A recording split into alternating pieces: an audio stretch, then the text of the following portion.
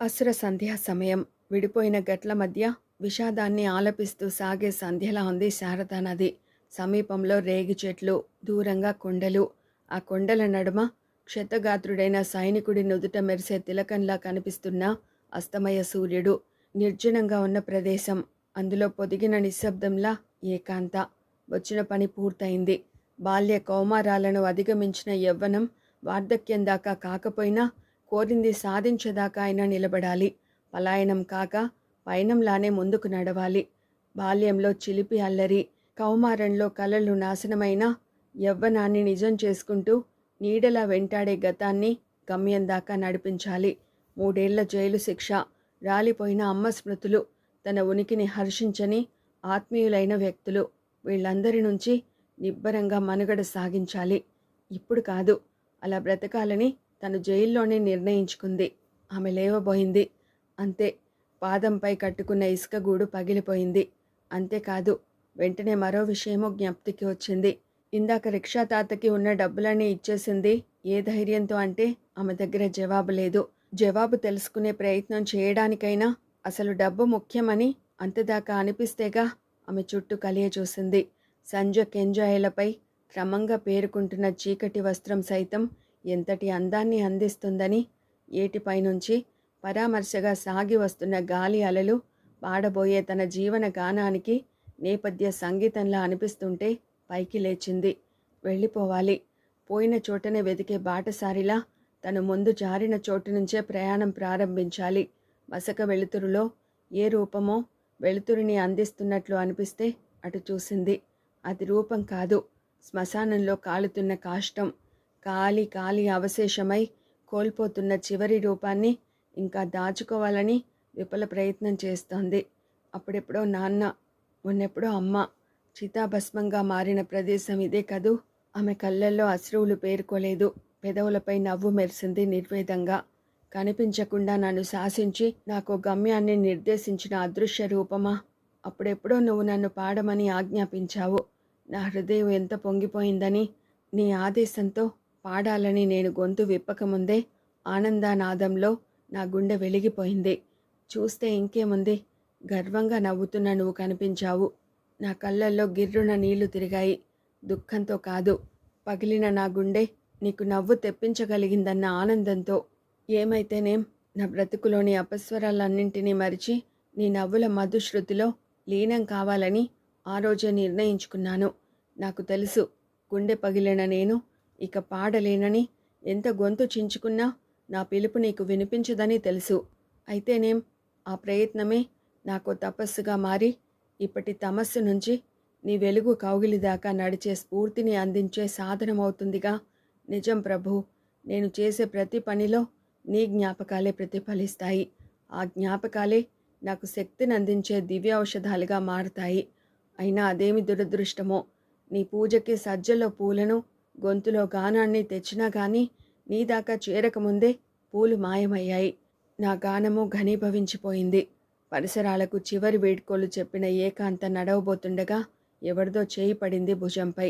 ఉలికిపాటుగా ఆగి చూసింది. అక్క, పెదనాన్న కొడుకు కృష్ణ నిలబడి ఉన్నాడు ఎదురుగా. మసక వెలుతురులో రొప్పుతున్న కృష్ణను చూడగానే అర్థమైంది.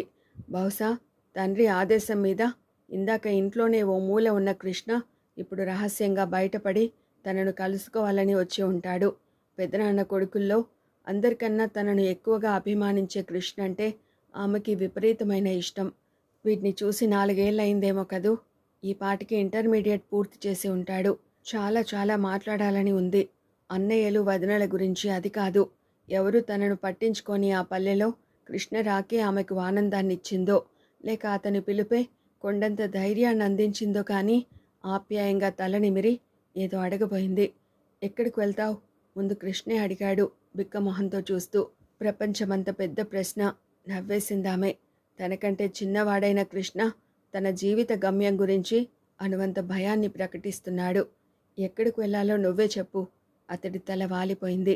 ఆమె గురించి తండ్రి ఒకనాడు ఎంత గర్వంగా మాట్లాడింది గుర్తుకొచ్చి, ఎక్కడికి వెళ్ళొద్దు, రేపటిదాకా ఇక్కడే ఉంటే అమ్మ నాన్న కోపం చల్లారిపోతుంది అన్నాడు.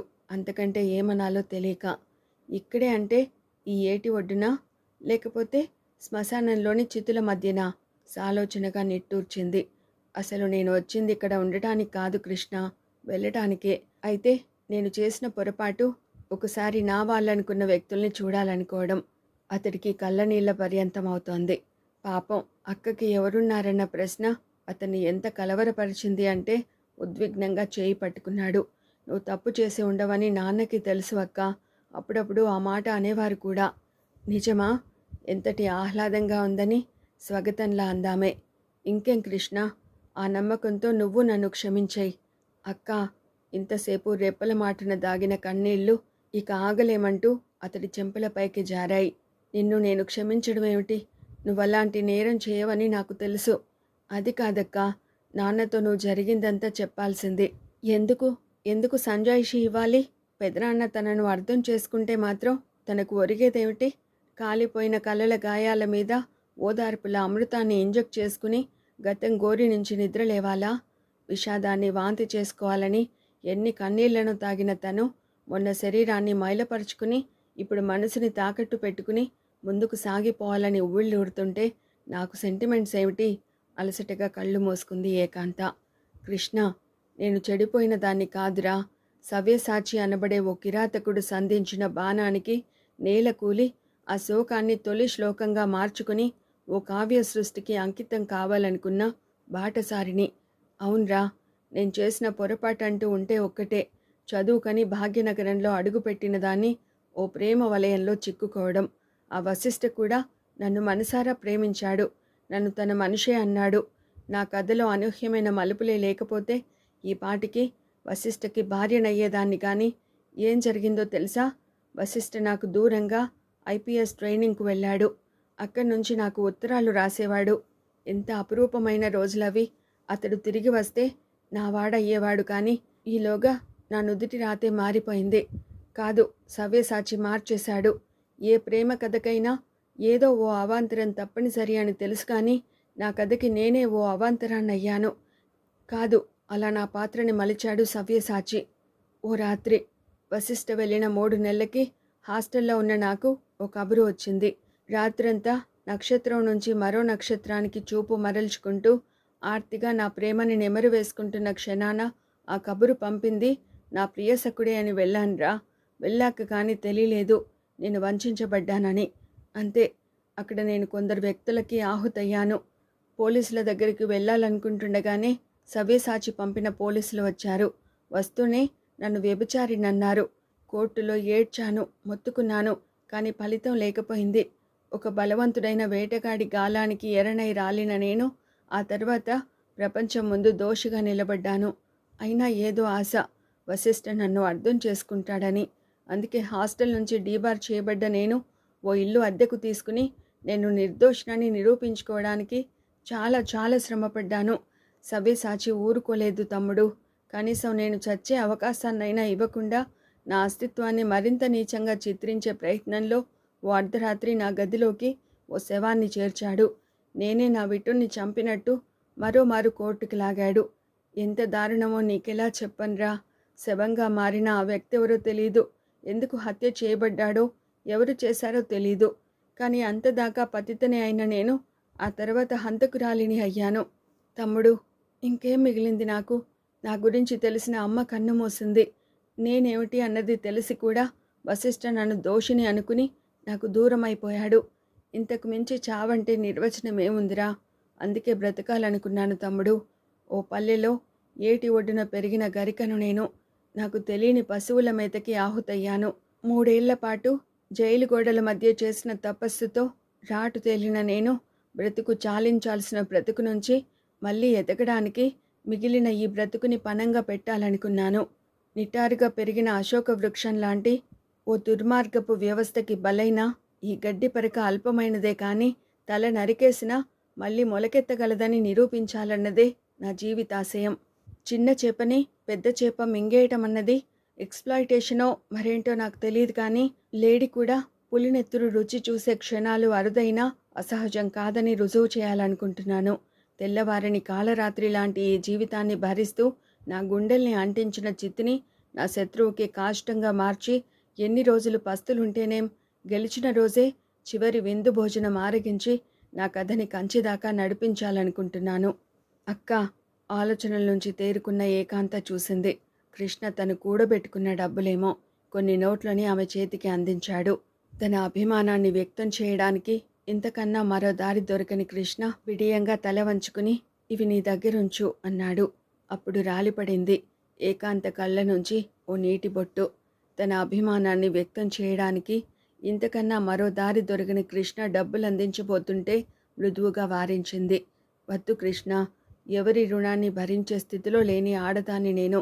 బ్రతుకు కానీ చావు కానీ నాకు నేనుగా పేర్చుకోవాలి, నిర్ణయించుకోవాలి.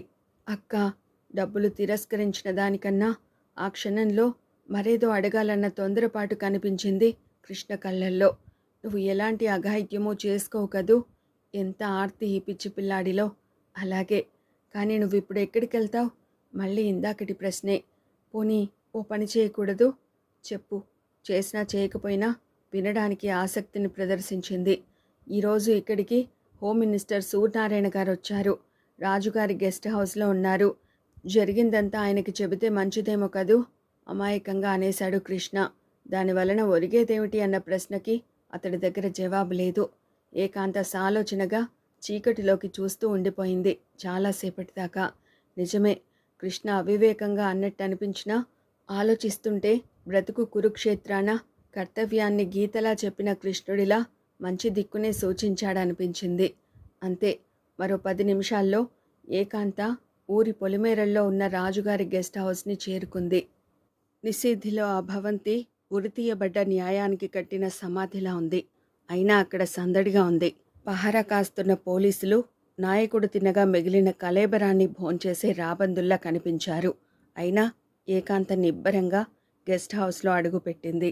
లోనికి కబురు పెట్టించింది. కార్యకర్తలు మొహాలు చూసుకున్నారు.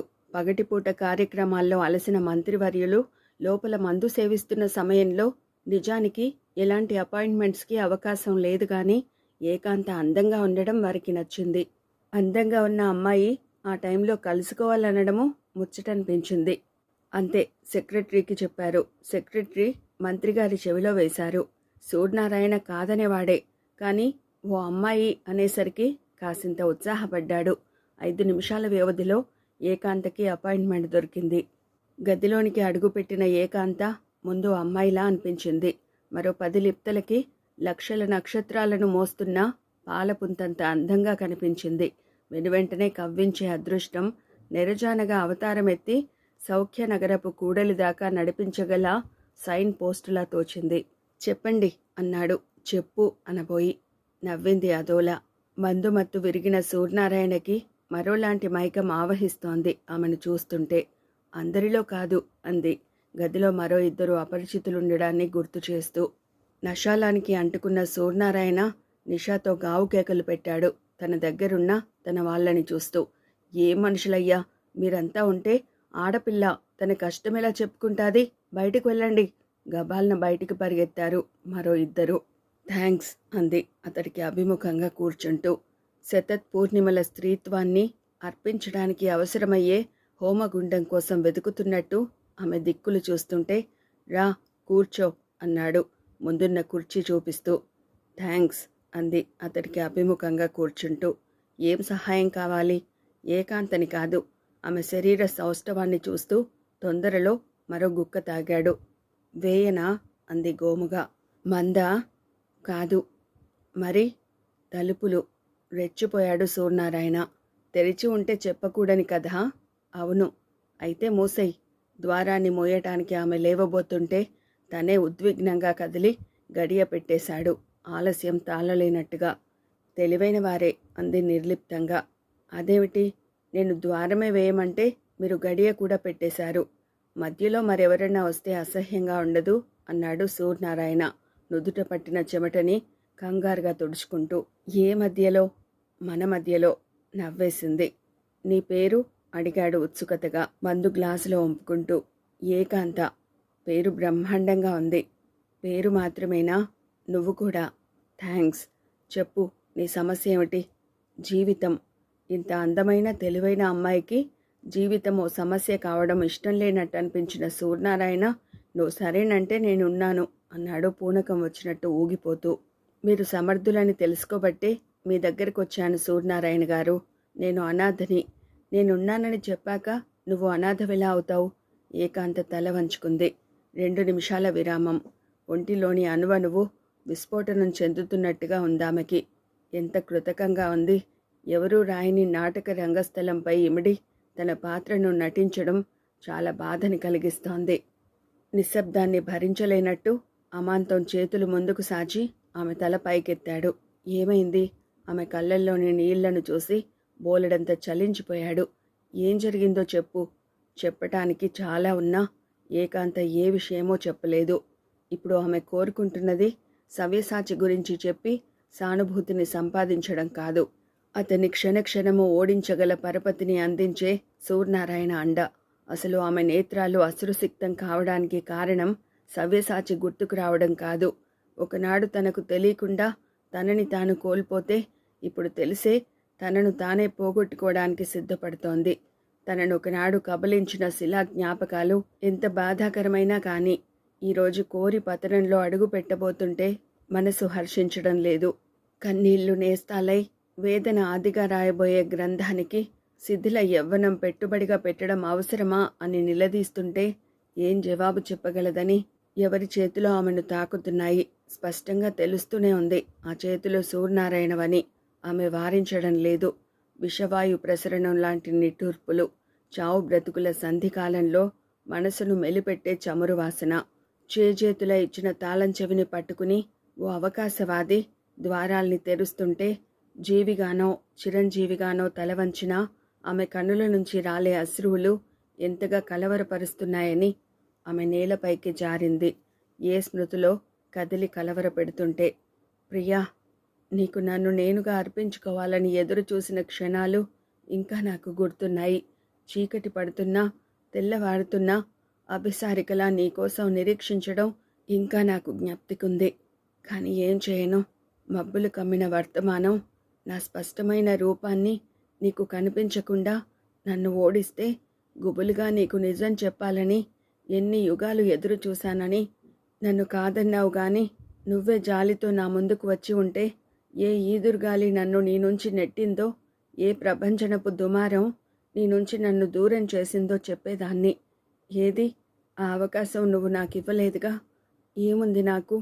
ఆషాఢ వర్ష నిషేధి ఛాయల్లో గర్జించే మేఘరథాన్నెక్కి ఎప్పటికైనా నువ్వు వస్తావన్న ఆశ తప్ప నా చివరి కోరిక ఒక్కటే ప్రభు. నీకెప్పుడు దయ కలిగితే అప్పుడు నిశ్శబ్దంగా నా పక్కన వచ్చి కూర్చో.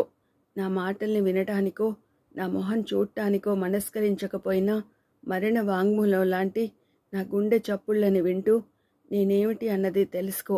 అది చాలు. మరో జన్మలో అయినా నీ మనిషిలా పుడతాను. నీ ప్రియ సఖిగా అంతం కావాలని ఇప్పటి నుంచే తపస్సు చేసి ధన్యతని సిద్ధించుకుంటాను.